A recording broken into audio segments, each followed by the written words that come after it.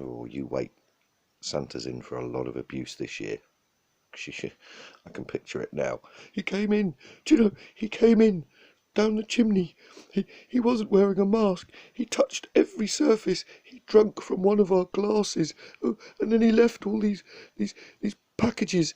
Oh, I had to clean them all. Oh my God. And you know the types I'm on about.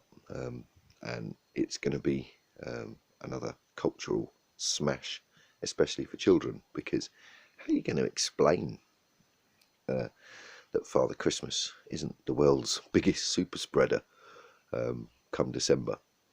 Because think about this. This is quite an interesting point. Lots of children will be expecting Santa this year, and there are lots of inquisitive minds, or at least I hope there's still inquisitive minds. So it might be, mum, dad. Um, how is Santa going to come in if people aren't allowed in, and how if he's travelling all around the world, won't he make people sick? Kind of questions, and that's culturally quite difficult to deal with in many ways. I'm not a big fan of Christmas. I'm not a big fan of Christmas. I don't see, I appreciate the end of the year tradition and the holiday it offers working people and the chance to see family and friends and exchange presents, etc., etc.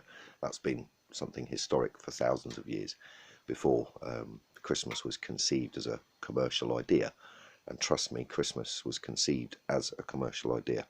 Christmas was generally promoted and made by the Coca-Cola company.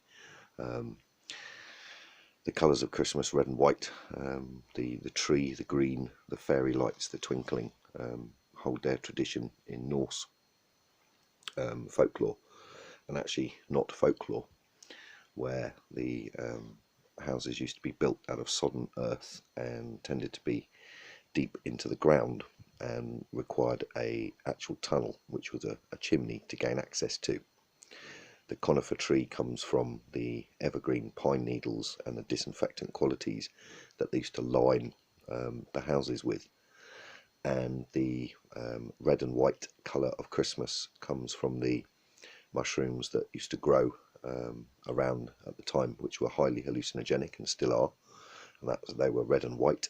And the fairy lights comes from the hallucinations and the reflections from the fire, creating the hallucinations. And eventually that part of that folklore became what we would describe as the modern Christmas, in effect, of the colours, the red, the white, the green, the chimney, the lights, all associated in Norse tradition.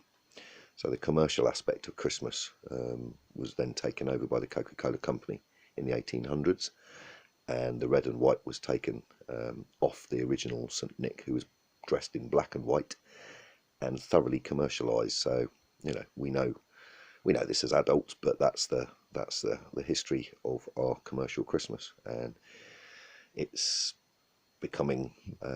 I can see it being targeted heavily because it's part of the New World Order to remove religion, the current religions, from the West, and actually introduce a new religion, which we all know is on its way.